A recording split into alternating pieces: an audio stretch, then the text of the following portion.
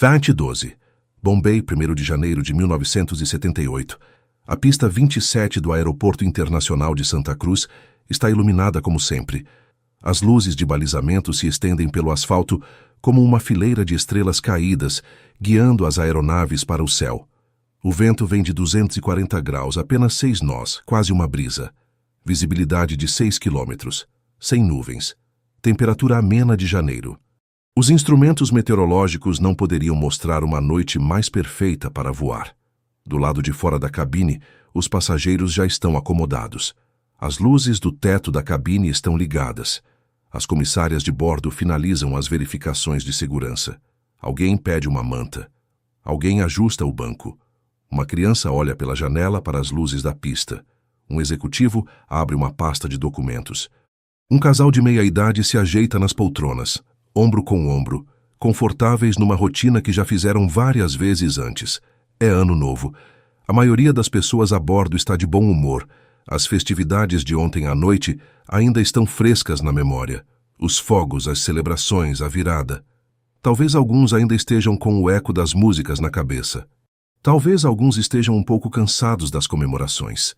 Nenhum deles tem a menor ideia do que vai acontecer nos próximos 12 minutos. Os 4 motores Pratt & Whitney JT9D do Boeing 747 começam a rugir.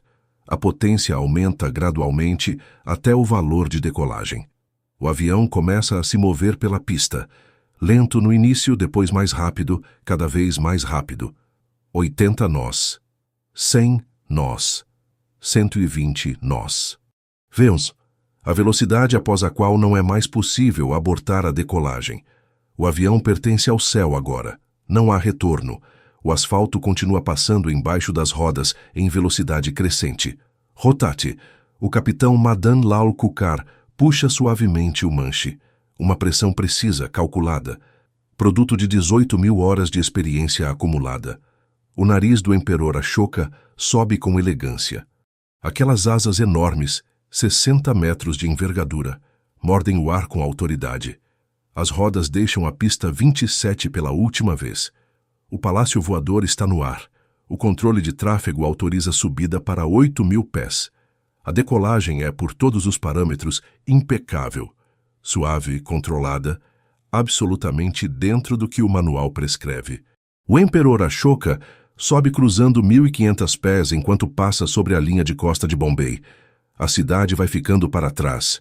E é exatamente neste momento, neste milissegundo preciso, enquanto as últimas luzes de Bombay desaparecem pela janela e o mar Arábico se estende à frente como uma mancha negra infinita, que algo dentro do cockpit dá errado de forma catastrófica e completamente silenciosa. Um componente minúsculo dentro de um instrumento, um giroscópio do tamanho de uma bola de tênis, deixa de funcionar corretamente.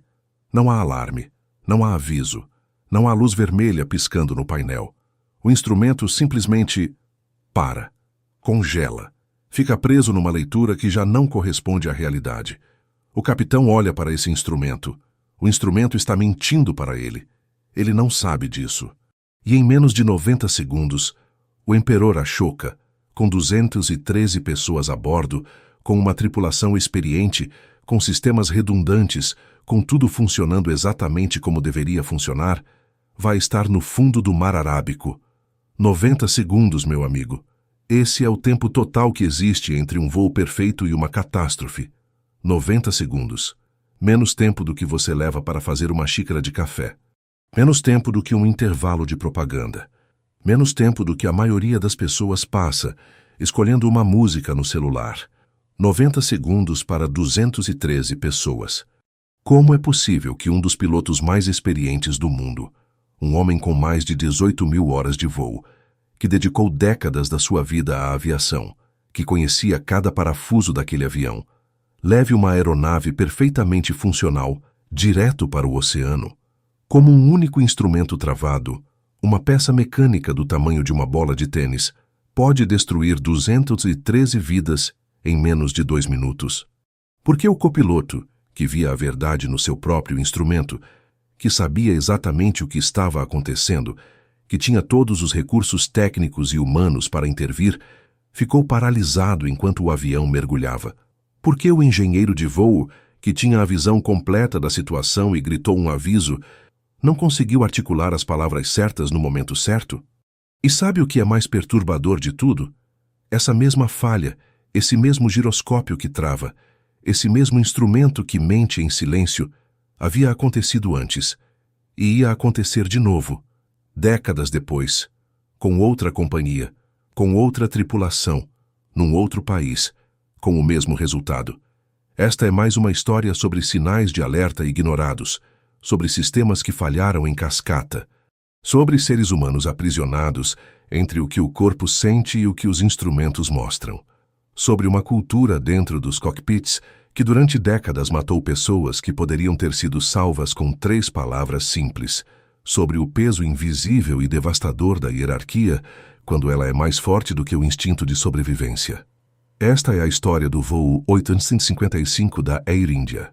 E eu preciso te contar ela do começo de verdade, porque os detalhes importam, cada um deles. Eu sou o capitão Sérgio Marchetti, piloto comercial há mais de 25 anos, com milhares de horas em aeronaves de grande porte pelos céus do Brasil e do mundo. Já voei em noites exatamente como a daquela 1º de janeiro. Decolagem noturna sobre o oceano escuro, sem referências visuais, dependendo exclusivamente dos instrumentos para saber onde o avião está no espaço tridimensional. Já fiz a transição que o capitão Kukar fez naquela noite, de uma cidade iluminada para o vazio absoluto do oceano, mais vezes do que consigo contar.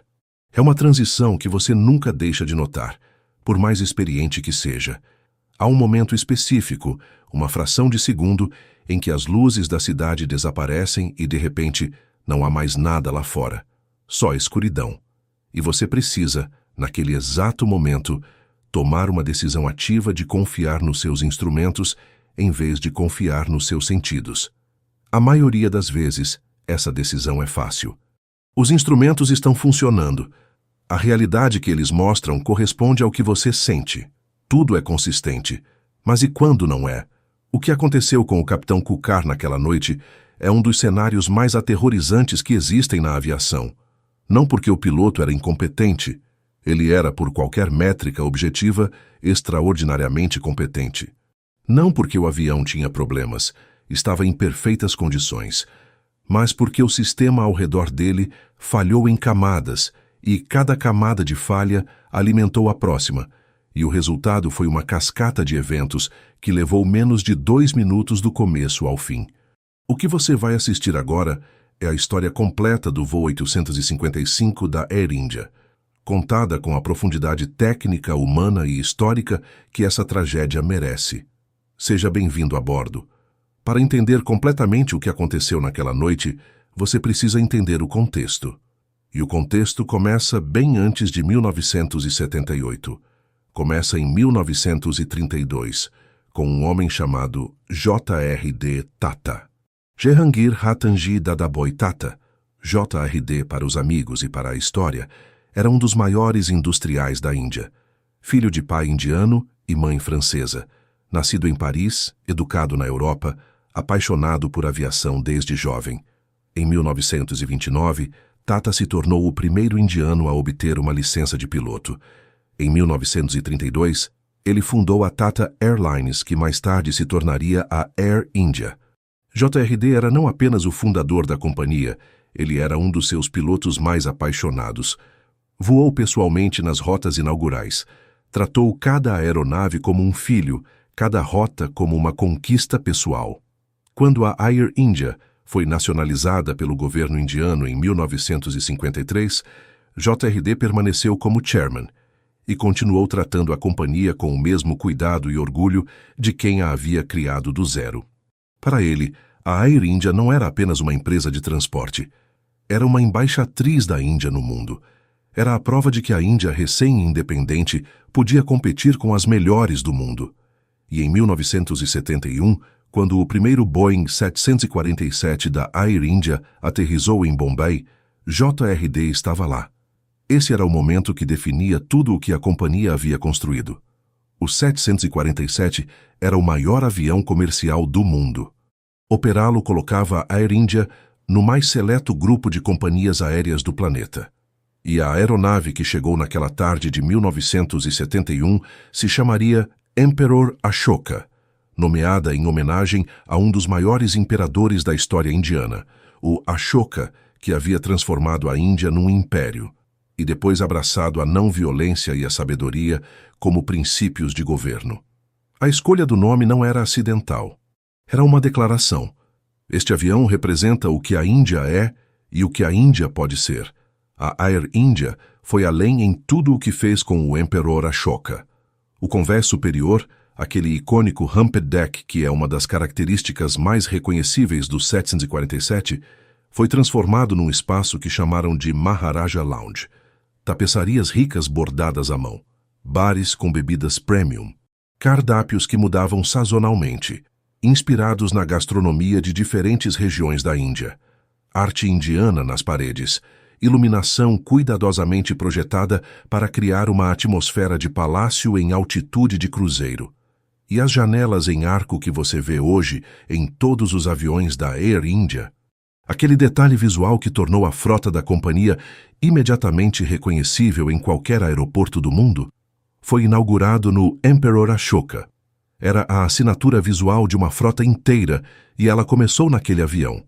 O slogan era Your Palace in the Sky, seu palácio nos céus.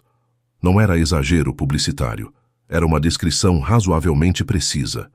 Em meados dos anos 1970, a Air India era consistentemente ranqueada entre as melhores companhias aéreas do mundo. Disputava posição com Pan Am, British Airways e Lufthansa. Ganhava prêmios de serviço de bordo regularmente. Tinha rotas para os principais destinos do mundo. Os passageiros que voavam Air India frequentemente diziam que era uma experiência de classe diferente. A hospitalidade indiana em altitude de cruzeiro e o Emperor Ashoka era o símbolo de tudo isso. A joia da coroa. Isso torna o que vai acontecer na noite de 1º de janeiro de 1978 ainda mais devastador. Não apenas pela perda humana, que é a parte mais importante e voltarei a ela, mas pelo que foi perdido simbolicamente. 7 anos de história, 7 anos de orgulho nacional, 7 anos de uma aeronave que representava o que a Índia podia fazer. Tudo isso em 100 segundos. Agora deixa eu te apresentar as pessoas que estavam no cockpit do Emperor Ashoka naquela noite. Porque elas não eram números num relatório de investigação. Eram seres humanos extraordinariamente qualificados, com histórias, com famílias, com carreiras construídas ao longo de décadas. No assento esquerdo, o assento do comandante. Capitão Madan Lal Kukar, 51 anos. Quando você ouve que o capitão Kukar tinha mais de 18.000 horas de voo, talvez esse número não diga muita coisa imediatamente. Então deixa eu colocar em perspectiva. Se você passar 8 horas por dia dentro de um avião, todos os dias, 7 dias por semana, sem feriados, sem fins de semana, sem férias, você leva mais de 6 anos para acumular 18.000 horas. Isso é tempo real passado fisicamente dentro de cockpits, tomando decisões, lendo instrumentos, navegando por tempestades, gerenciando emergências, pilotando aeronaves. Mais de 6 anos de nada além de voar. O capitão Kukar havia entrado na Air India em 1956, 22 anos antes daquela noite. Quando ele começou na companhia, os aviões que ele pilotava eram muito diferentes do 747. Eram aeronaves hélice, Constellations e outros modelos da era pré-jato. Ele havia crescido com a Air India, havia feito a transição para jatos, havia se qualificado no 707, no 727 e depois no 747. Era um dos pilotos mais seniores da companhia inteira. Colegas e passageiros que o conheceram descreviam o capitão Kukar de forma consistente. Genial, bem-humorado, gregário, sempre com uma história para contar, sempre com um sorriso. Um homem que genuinamente amava o que fazia. Casado com 3 filhos. E segundo quem o conhecia bem, estava de particularmente bom humor naquela noite de Ano Novo, conversando com a tripulação, fazendo piadas, celebrando à sua maneira mais um ano chegando. No assento direito, o assento do primeiro oficial, Capitão Indu Virmani, 43 anos. O título de capitão antes do nome de Virmani, não é coincidência. Ele havia sido comandante de ala na Força Aérea Indiana antes de entrar na Air India. Na estrutura militar, esse é um posto de alta responsabilidade. Virmani havia voado aeronaves militares, havia passado por treinamentos que a maioria dos pilotos civis jamais experimentaria. Havia desenvolvido um nível de disciplina operacional que é característico de quem serviu nas Forças Armadas. Com 4.500 horas de voo e a qualificação Master Green Instrument, habilitado para voar em qualquer condição climática imaginável, Virmani era, em todos os aspectos técnicos e profissionais, um piloto de elite. Colegas da Força Aérea que o conheciam o descreviam como generoso e prestativo, casado com 2 filhos. Um homem que havia construído 2 carreiras de destaque, uma militar e uma civil, e estava no auge de ambas.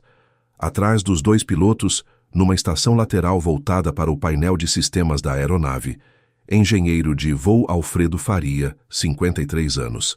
Alfredo Faria era, sem exagero, uma lenda viva dentro da Air India. Havia entrado na companhia em 1955, um ano antes até do próprio capitão Kukar. Isso significava que ele havia testemunhado e participado ativamente de toda a evolução tecnológica da frota, das aeronaves hélice dos anos 1950, passando pelos primeiros jatos até o Boeing 747. Com mais de 11.000 horas registradas e a posição de engenheiro de voo mais sênior de toda a companhia, Faria era uma referência para toda uma geração de engenheiros de voo da Air India. Treinado no Air Services Training Center em Hamble, na Inglaterra, um colega que o havia conhecido lá descreveu Faria como quietamente inteligente, relaxado por natureza e extremamente meticuloso no trabalho. Antes da Air India, havia trabalhado com a BKS e a Starways, ambas empresas britânicas, um profissional de carreira absolutamente impecável, 3 profissionais no mais alto nível de suas respectivas carreiras, um avião em perfeitas condições de operação, tecnicamente avançado, com sistemas redundantes, meticulosamente mantido, uma noite meteorologicamente perfeita, rota conhecida, procedimentos estabelecidos. Não havia nenhum sinal externo de que aquela seria a última vez que qualquer um deles veria as luzes de Bombay. E isso, meu amigo, é parte do que torna esta história tão perturbadora. Não foi uma tempestade, não foi falha de motor, não foi sobrecarga de trabalho. Foi uma peça mecânica do tamanho de uma bola de tênis, uma cadeia de comunicações falhas e o peso invisível de uma cultura que tornava quase impossível dizer as palavras certas na hora certa. Agora deixa eu te explicar um instrumento. Porque sem entendê-lo completamente, você não vai conseguir visualizar com precisão o que aconteceu naquele cockpit. E os detalhes técnicos aqui não são pedantismo. Eles são a diferença entre entender e não entender por que 213 pessoas morreram.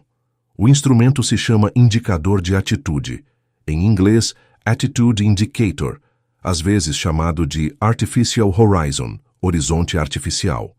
É, sem exagero, o instrumento mais crítico de todo o cockpit num voo por instrumentos.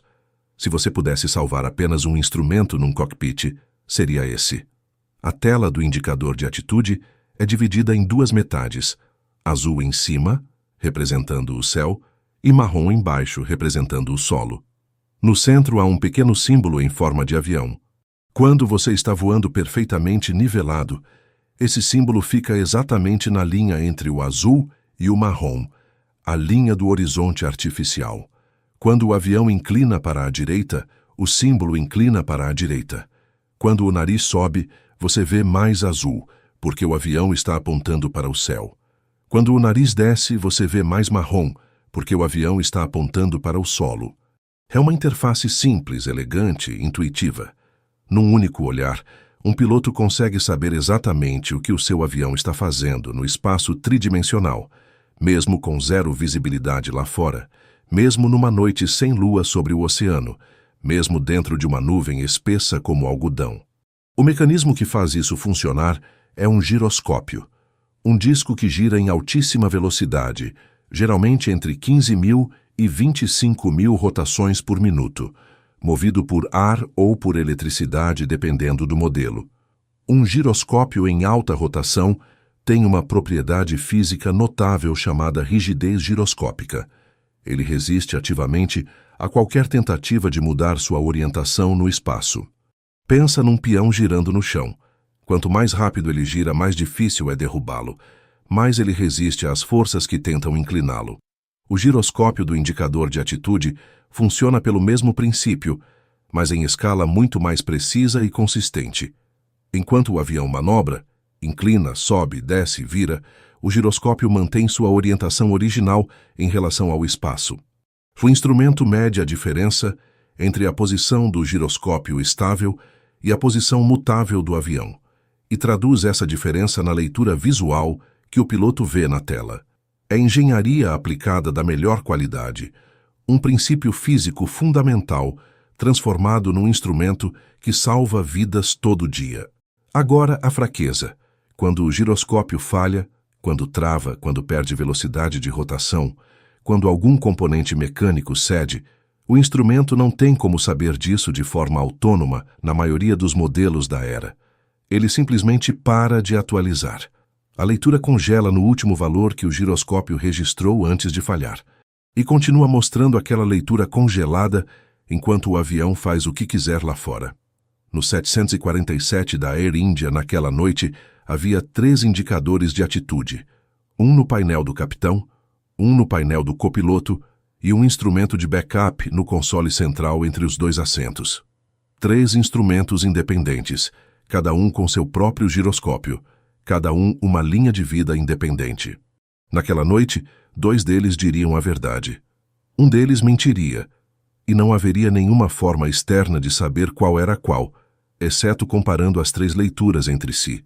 19 Rio. A tripulação se apresenta no aeroporto e embarca na aeronave. O check-in da tripulação é normal, sem anomalias registradas em nenhum sistema. O capitão Kukar, segundo relatos, estava de bom humor, conversando com a tripulação de cabine, fazendo comentários sobre o ano novo. O abastecimento é concluído, cada um dos 4 tanques de combustível verificado e checado. A bagagem é carregada nos porões e distribuída para balancear o peso da aeronave dentro dos limites calculados. Os 190 passageiros embarcam e se acomodam. As comissárias realizam a demonstração de segurança. As saídas de emergência são verificadas. A tripulação de cabine incluía pessoas que mereceriam cada uma um capítulo próprio.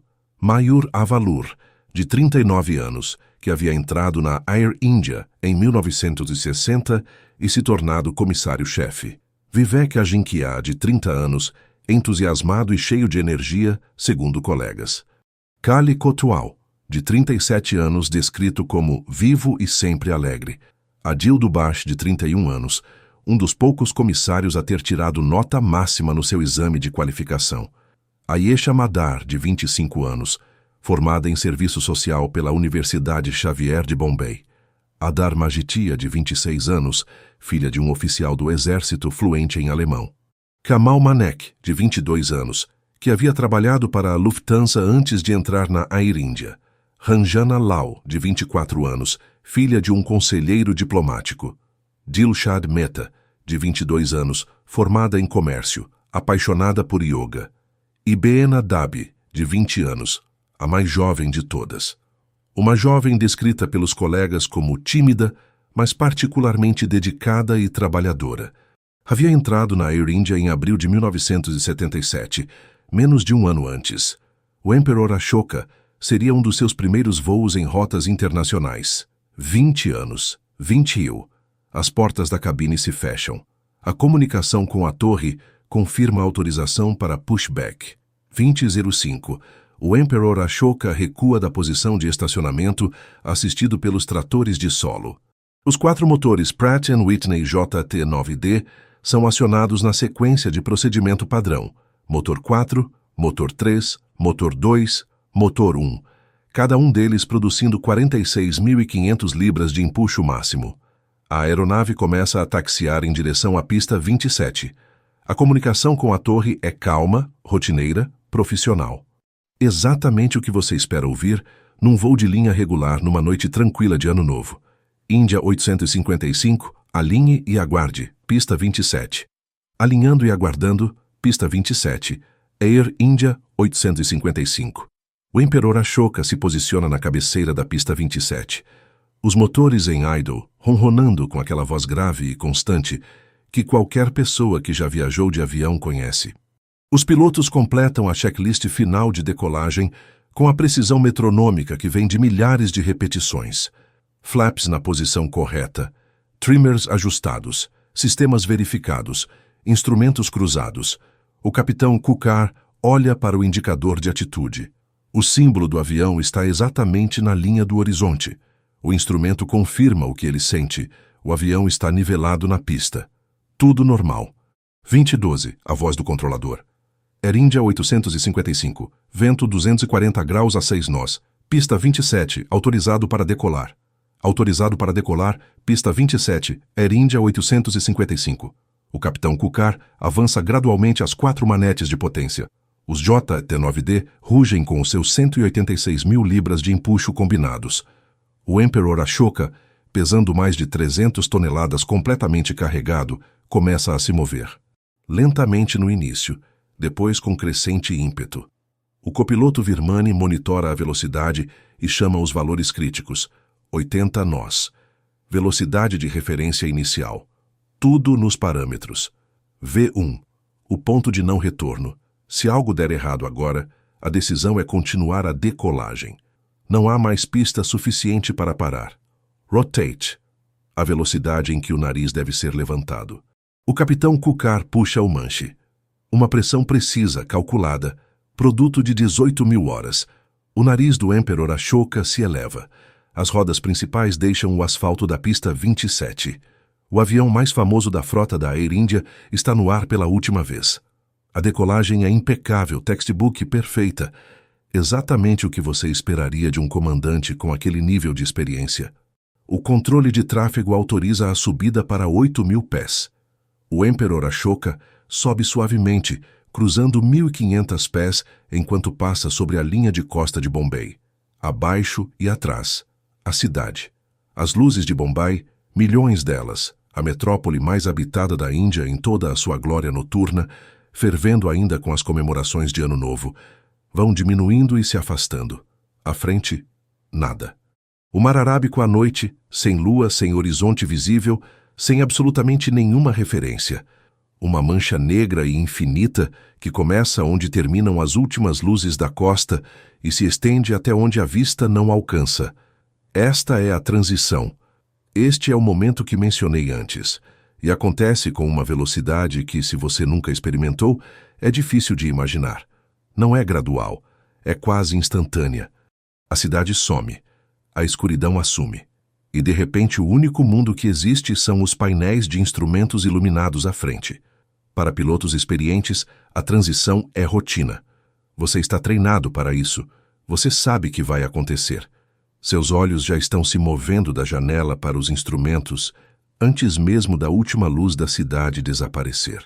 Você faz a transição do VFR, Visual Flight Rules, voo por referências visuais, para o IFR, Instrument Flight Rules, voo por instrumentos. Os instrumentos se tornam seu único ponto de contato com a realidade física do mundo externo.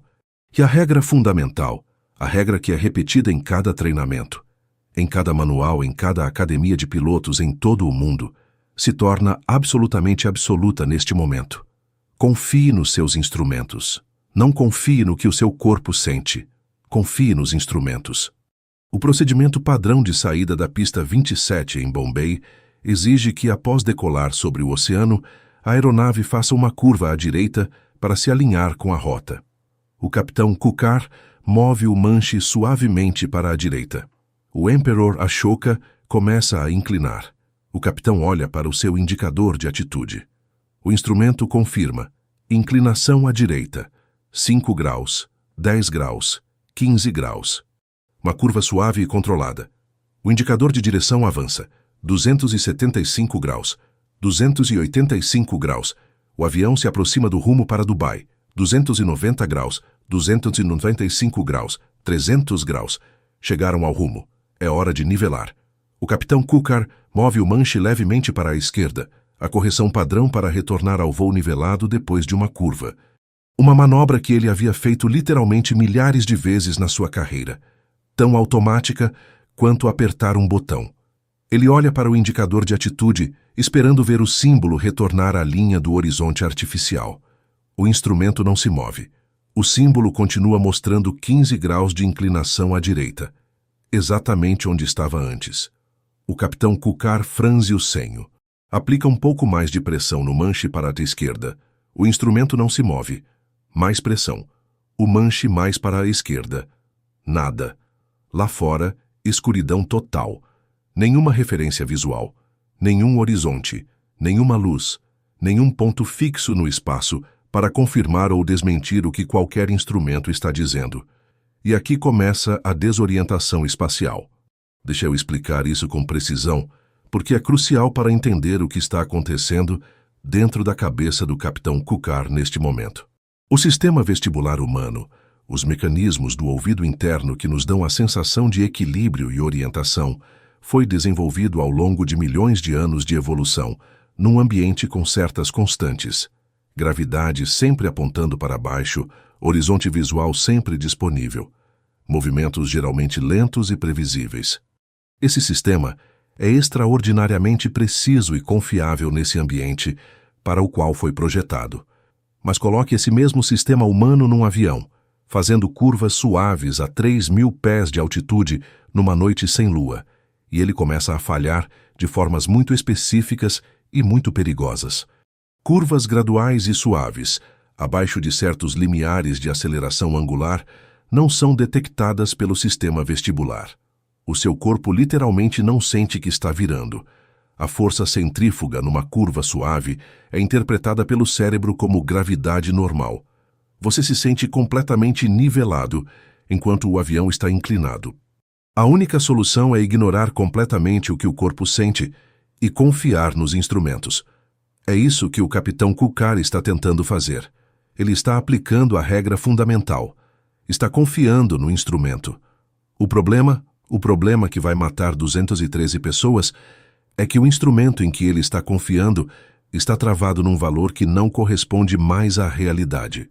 O giroscópio interno havia falhado silenciosamente momentos antes. O mostrador congelou em 15 graus de inclinação à direita, enquanto o avião já havia retornado ao voo nivelado. E agora, com o capitão continuando a empurrar o manche para a esquerda, tentando corrigir uma inclinação que não existe mais, o avião começou a inclinar para o outro lado, para a esquerda. E o instrumento, congelado, não mostra absolutamente nada disso. O corpo do capitão Kukar sente a inclinação para a esquerda, mas a regra diz para ignorar o corpo e confiar nos instrumentos. O instrumento mostra 15 graus à direita. Portanto, conclui o capitão, o manche precisa ir mais para a esquerda. Ele empurra mais. O avião inclina mais para a esquerda. A voz do capitão Kukar no gravador do cockpit. O que aconteceu, meus instrumentos?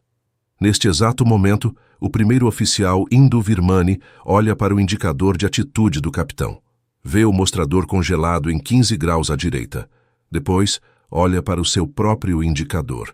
O instrumento funcionando perfeitamente, mostrando a verdade. 20 graus de inclinação à esquerda, aumentando. Virmani tem a informação. Ele sabe o que está acontecendo.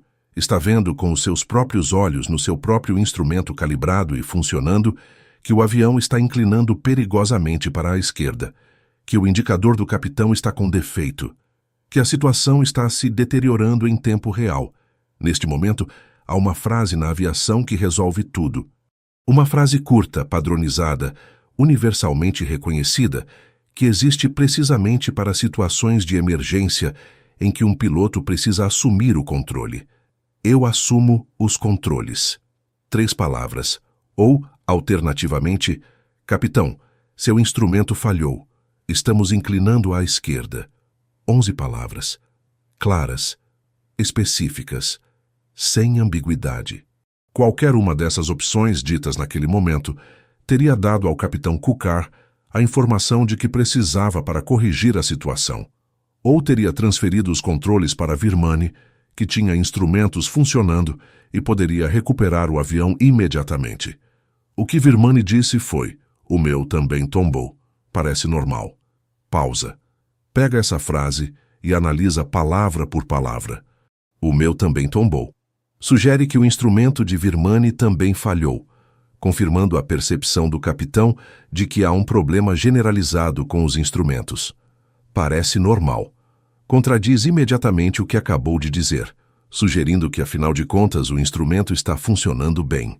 A frase é uma contradição interna completa. Num momento de máxima pressão cognitiva, ela adiciona confusão em vez de clareza.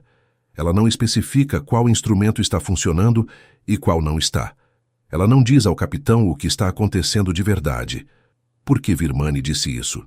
A resposta mais honesta é: provavelmente ele mesmo estava confuso, processando a situação em frações de segundo, tentando formular uma resposta que fosse tecnicamente precisa, enquanto também era apropriada dentro da hierarquia rígida daquele cockpit. Em 1978, em culturas com forte hierarquia, e a cultura de aviação indiana da época era fortemente hierárquica, primeiros oficiais não contradiziam capitães.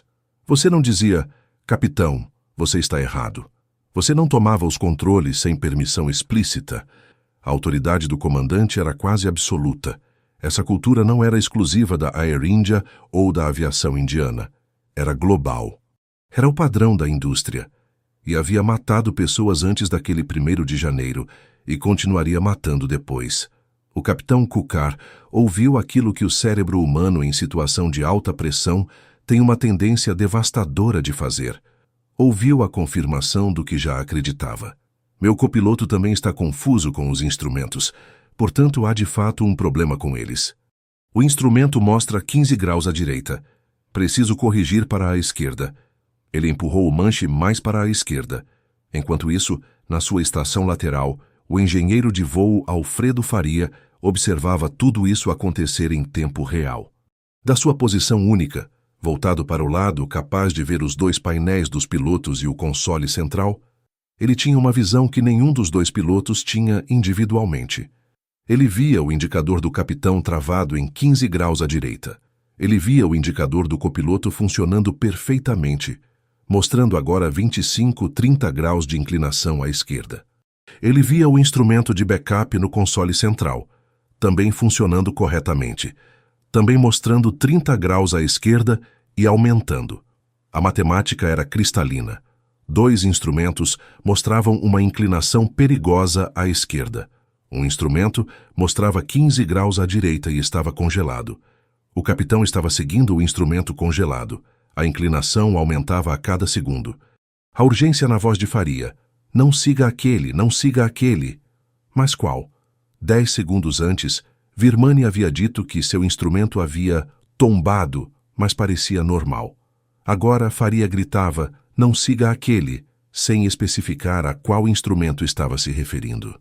No contexto de máxima confusão que havia sido criado, "não siga aquele" era insuficiente. O aviso certo, no momento certo, mas com palavras erradas. "Capitão, siga o instrumento do copiloto, não o seu. O seu está com defeito." 21 palavras que podiam ter mudado tudo. Faria não as encontrou naquele momento. Talvez porque o tempo estava acabando rapidamente demais. Talvez porque a confusão no cockpit já havia atingido um nível que tornava a comunicação precisa extraordinariamente difícil.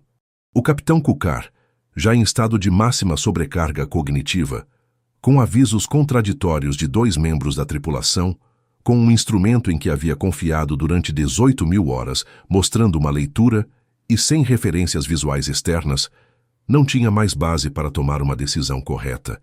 Não era falta de competência, era falta de informação confiável numa janela de tempo impossível. E quando as palavras de Faria ainda ecoavam no cockpit, a janela de recuperação já havia fechado. 35 graus de inclinação à esquerda. O nariz começa a cair. A velocidade aumenta enquanto a gravidade começa a ganhar a batalha. 40 graus. O altímetro começa a girar para baixo. 2.500 pés. 2.200 pés. 45 graus. 50 graus. O Emperor Ashoka está bem além dos limites de operação normal agora.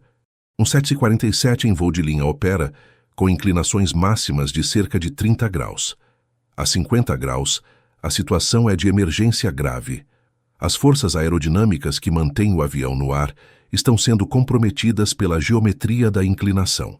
Dentro da cabine, os passageiros começam a entender que algo está errado. Aquele voo que havia sido tão suave nos primeiros 60 segundos, agora está se comportando de forma completamente diferente. A inclinação é perceptível. As forças G aumentam.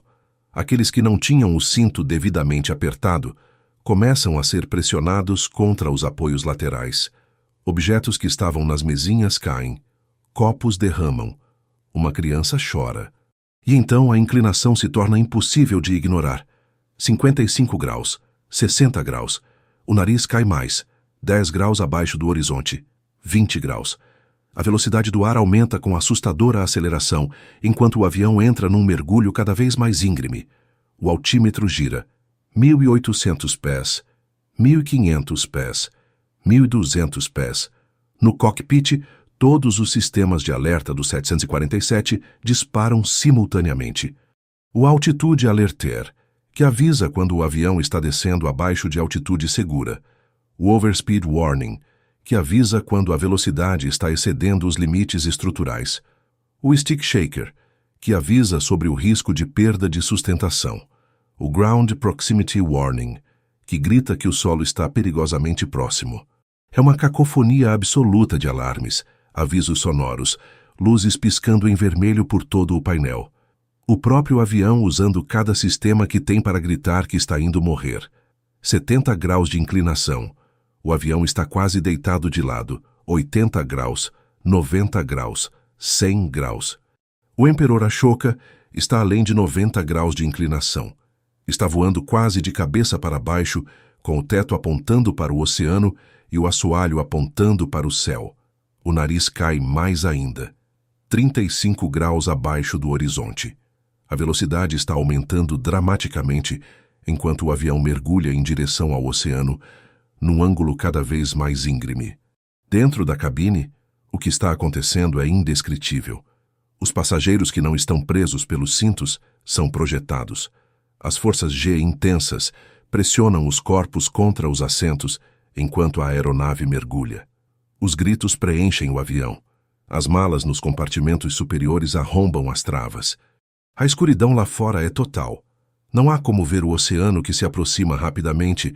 Não há como ter a menor dimensão visual do que está prestes a acontecer. O altímetro, e 1.000 pés, 800 pés, 600 pés, menos de 200 metros do mar Arábico. O primeiro oficial Virmani, que havia ficado paralisado pela confusão e pela hierarquia, e pelo horror do que estava acontecendo diante dos seus olhos, finalmente encontra sua voz. Nivelle. Nivelle. Tarde demais para essas palavras. Mas o capitão Kukar responde da única forma que um aviador de 18.000 horas pode responder, tentando. Nos últimos segundos, ele rola o manche com toda a força que tem, tentando nivelar as asas. Puxa os controles desesperadamente. Os movimentos são instintivos, precisos, corretos. São exatamente os movimentos de recuperação que um piloto experiente deve fazer. Para um homem de 51 anos que havia passado mais de 2 anos reais da sua vida dentro de cockpits, a resposta muscular era automática. Mas a física não faz exceções para experiência ou para heroísmo. Com o avião a mais de 100 graus de inclinação, num mergulho de 35 graus com a velocidade excedendo rapidamente os limites operacionais, com menos de 200 metros de altitude disponíveis, não havia correção possível. As forças necessárias para recuperar o avião naquelas condições teriam excedido os limites estruturais da aeronave. Mesmo que o capitão Kukar fosse bem-sucedido na recuperação das asas para o nível, o momento cinético acumulado no mergulho não poderia ser revertido com a altitude disponível. Eles nunca desistiram. Lutaram até o último segundo, cada um deles.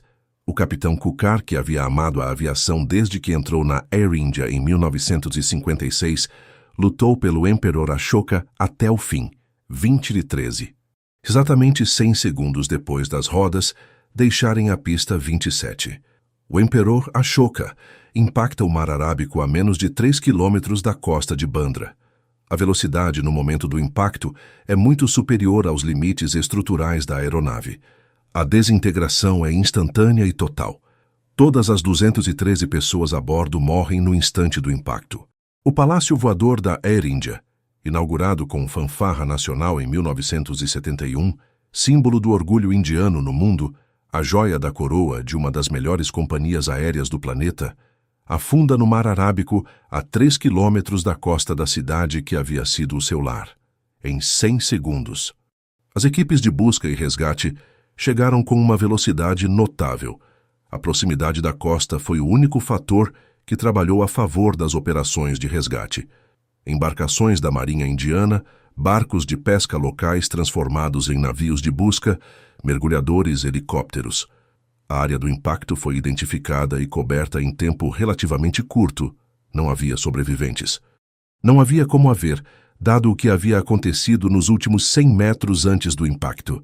A cena no oceano era devastadora nos seus detalhes. Os destroços do Emperor Ashoka, pedaços de fuselagem, turbinas, partes das asas espalhados numa área relativamente concentrada, dada a velocidade do impacto. E entre os destroços, os pertences pessoais das 213 pessoas. Malas abertas, roupas flutuando, documentos, fotografias, bolsas, carteiras. Os últimos traços físicos de vidas inteiras carregadas para aquela viagem que deveria ser mais uma entre tantas. Os mergulhadores da Marinha Indiana iniciaram a busca pelas caixas pretas numa condição desafiadora. Lama a aproximadamente 3 metros de profundidade no fundo, visibilidade limitada, pressão do tempo. Mas em alguns dias, eles encontraram tanto o gravador de voz do cockpit quanto o registrador de dados de voo.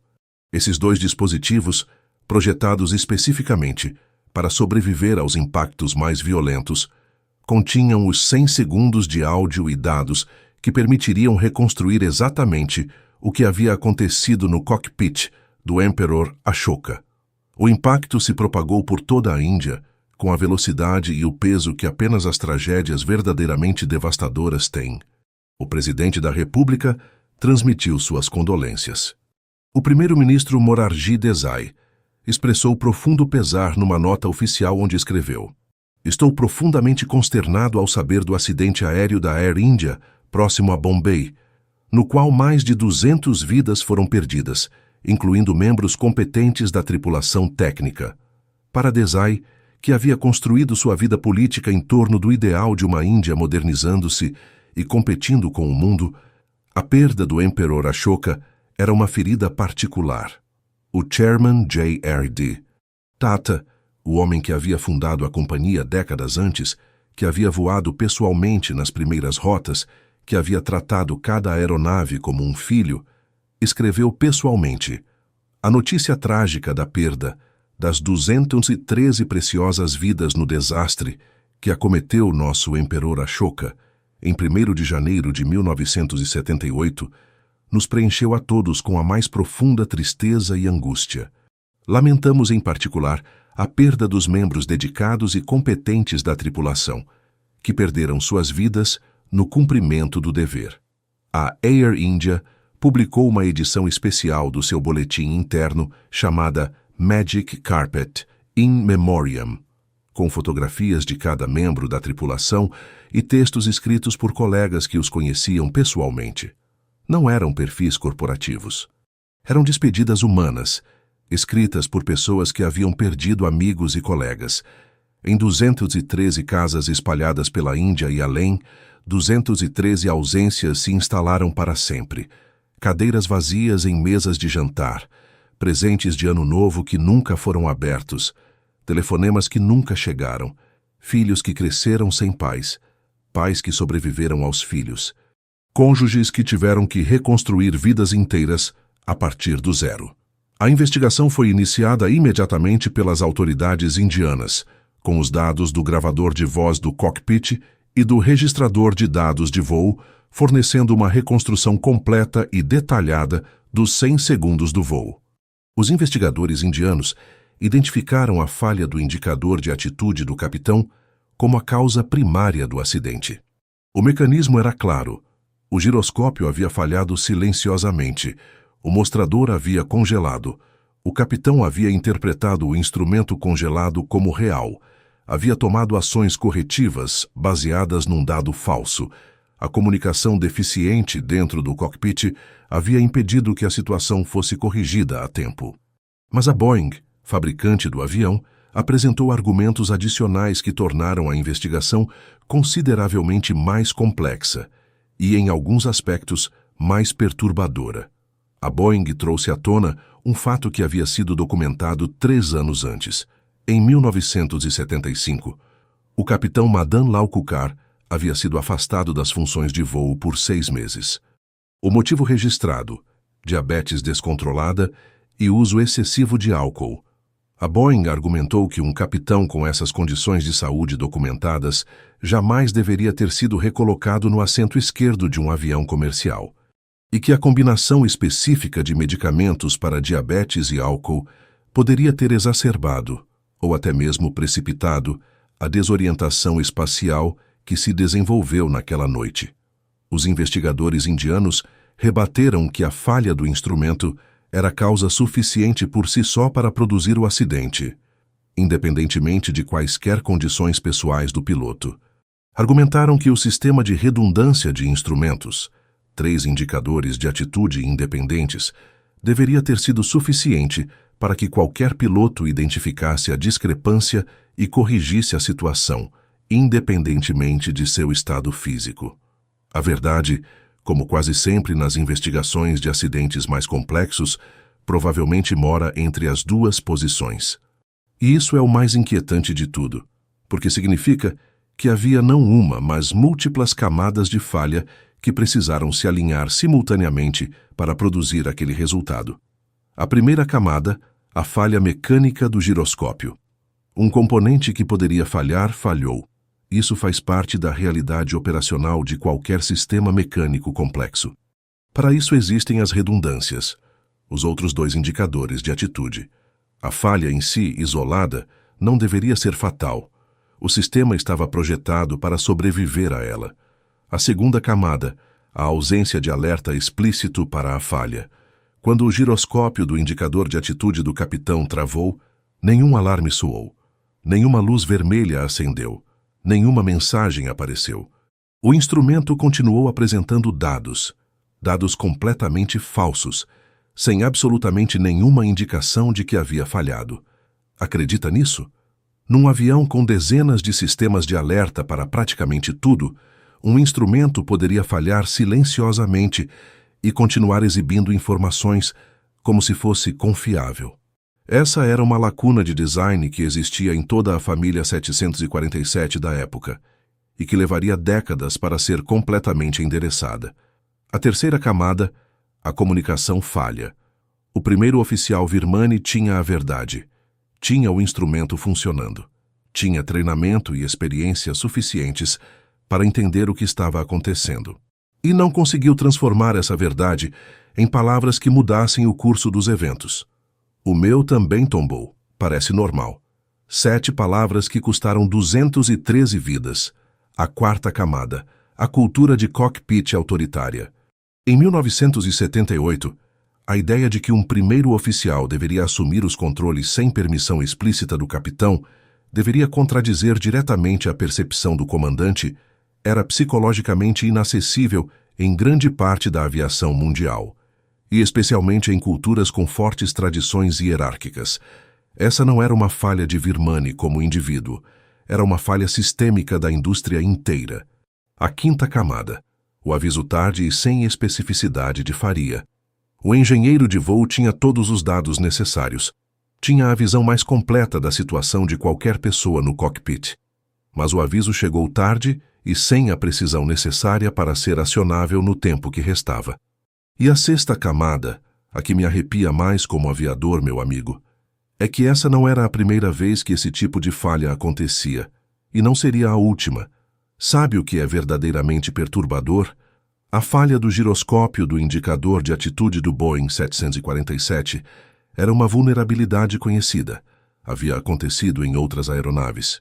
E ia acontecer de novo. 11 meses depois do acidente do Emperor Ashoka, em novembro de 1978, um Boeing 747 da British Airways decola do aeroporto de Zurique à noite, com destino a Londres. O capitão Fred Insall está no assento esquerdo. Momentos após a decolagem, numa situação que ecoa de forma assustadora o que havia acontecido em Bombay, o indicador de atitude do capitão trava. A mesma falha. O mesmo cenário. Voo noturno, sobre escuridão.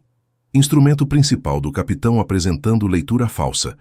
Mas desta vez, o resultado é radicalmente diferente. O capitão Insall imediatamente reconhece o que está acontecendo.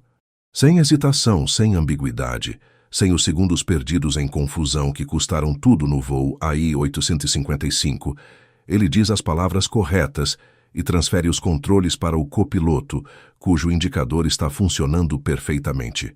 O Emperor Ashoka voo continua subindo normalmente. Pousa em Londres sem incidentes. Ninguém morre. Mesma falha. Mesmo tipo de avião. Noite. Sobre escuridão. Resultado completamente diferente. Por causa de um piloto que reconheceu o problema e respondeu corretamente dentro de segundos. Agora avança o calendário 21 anos. 22 de dezembro de 1999. Um Boeing 747 de carga da Korean Air decola do aeroporto de Stansted, em Londres, às 22h25 da noite. A bordo, 4 tripulantes. O indicador de atitude do capitão trava. A mesma falha. Exatamente a mesma. O primeiro oficial vê a discrepância. O engenheiro de voo grita o aviso que Faria havia gritado décadas antes. Bank angle, bank angle. O capitão não responde adequadamente. Continua seguindo o instrumento falho. 55 segundos após a decolagem, o Boeing 747 impacta o solo. Todos os 4 tripulantes morrem. Pensa nessa sequência. 1978. Air India 855. 213 mortos. Só 78. British Airways. 0 mortos, porque um capitão reagiu corretamente. 1999. Korean Air Cargo. 4 mortos. Mesma falha. 3 décadas. 2 acidentes fatais com assinatura idêntica. Dá para acreditar? O que a indústria da aviação aprendeu com o voo 855 da Air India foi profundo, transformador. E, é preciso dizer com honestidade, dolorosamente lento em ser implementado. A mudança mais importante, a que mais vidas salvou nos décadas seguintes, foi o desenvolvimento e a adoção universal do Crew Resource Management, o CRM. Esse conjunto de práticas, protocolos e treinamentos começou a ser desenvolvido seriamente nos anos 1980, parcialmente motivado por acidentes como o AI-855, e se tornou padrão obrigatório regulatório em toda a aviação comercial mundial nos anos 1990. O CRM é, na sua essência, a resposta sistemática da indústria ao problema que matou o Emperor Ashoka. Ele ensina de forma explícita e com treinamento prático regular que a hierarquia do cockpit não pode ser um obstáculo à segurança, que qualquer membro da tripulação tem não apenas o direito, mas o dever profissional de alertar sobre riscos, de contradizer decisões incorretas e de assumir os controles quando necessário para salvar a aeronave e os seus ocupantes. Que a comunicação dentro do cockpit deve ser clara, direta, específica e sem ambiguidade, especialmente em situações de emergência onde cada segundo conta. Hoje, em academias de aviação em todo o mundo, copilotos são treinados em frases padronizadas que eliminam ambiguidade fatal. Atenção, capitão. Discrepância de instrumentos. Meu indicador mostra inclinação contrária ao seu. Não é apenas permitido. É treinado, avaliado, exigido. Eu assumo os controles. É uma frase com protocolo específico, resposta padronizada esperada e documentação em cada manual operacional. O primeiro oficial que ficaria em silêncio por respeito hierárquico em 1978, hoje é treinado e exigido por regulamentação internacional a falar, a ser assertivo, a priorizar a segurança sobre o conforto social. Esse é o legado direto de Indu Virmani, de Alfredo Faria. e dos 213 passageiros e tripulantes do Emperor Ashoka. Cada copiloto que hoje diz "Capitão, discordo, veja o instrumento de backup", está naquele momento sendo o que Virmani não pôde ser em 1978. Não por falta de capacidade, mas porque o sistema não havia ainda fornecido a ele as ferramentas psicológicas e os protocolos para fazer isso. Os procedimentos para discrepâncias entre indicadores de atitude foram revisados e padronizados em toda a indústria. Quando os instrumentos do capitão e do copiloto mostram leituras diferentes, há hoje um procedimento claro, universalmente treinado e regularmente avaliado em simuladores. Compare os dois instrumentos com o instrumento de backup. Identifique qual está falhando pelo processo de eliminação. Anuncie verbalmente qual está sendo descartado. Transfira operações para os instrumentos confiáveis. Documente a falha para a manutenção. É um procedimento de 3 passos que resolve exatamente o cenário que matou o Emperor Ashoka. E ele existe porque 213 pessoas morreram sem ele. Os sistemas de monitoramento de falhas dos instrumentos também evoluíram. Os indicadores de atitude modernos têm sistemas de detecção de falha internos que ativam alertas quando o giroscópio perde velocidade de rotação ou quando há discrepância entre os sensores, exatamente o aviso silencioso que faltou naquela noite de 1978. Não é tecnologia perfeita, não é infalível, mas é uma camada adicional de proteção que não existia no 747, que levou o Emperor Ashoka ao fundo do Mar Arábico. Os programas de monitoramento médico de pilotos foram substancialmente reforçados. As revelações sobre o histórico do capitão Kukar, o afastamento de 1975 por diabetes e álcool, levantaram questões sérias que a indústria precisou endereçar. Hoje, os protocolos de avaliação médica são muito mais rigorosos, incluem verificações periódicas regulares, e há procedimentos mais claros para o retorno ao serviço após afastamentos médicos. E aqui está a questão ética, que eu não consigo deixar de colocar, porque ela me incomoda profundamente como aviador e como ser humano. Se havia informações documentadas sobre problemas de saúde do capitão Kukar desde 1975, quem carregava o dever de cuidado pelas 213 pessoas que embarcaram no Emperor Ashoka em 1º de janeiro de 1978? A companhia aérea que o recolocou em operação? O sistema médico que o declarou apto? A regulamentação que permitia aquele processo de retorno? Não estou aqui para julgar indivíduos. Estou aqui para entender sistemas. E o sistema tinha falhas que precisavam ser corrigidas. Você concorda que, num sistema tão complexo quanto a aviação comercial, a responsabilidade por uma tragédia raramente pode, ou deve, ser atribuída a uma única causa, a uma única pessoa, a um único momento de decisão? 213 famílias iniciaram 1978 em luto. Em 213 casas espalhadas pela Índia e pelo mundo, houve um silêncio que nunca mais seria preenchido. Uma ausência que cresceu com o tempo em vez de diminuir.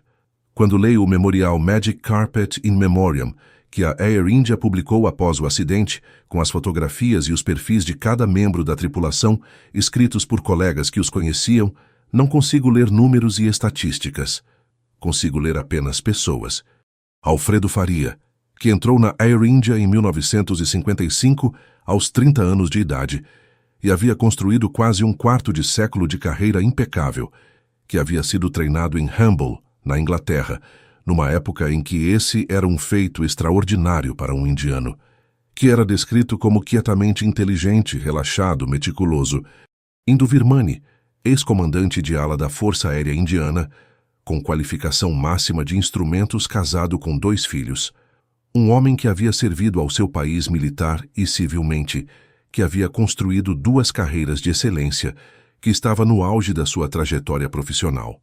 O capitão Madan Lal Kukar, que era descrito como genial, bem-humorado e gregário até o último dia, que havia entrado na Air India antes de muitos dos seus passageiros terem nascido, que havia amado voar a vida inteira.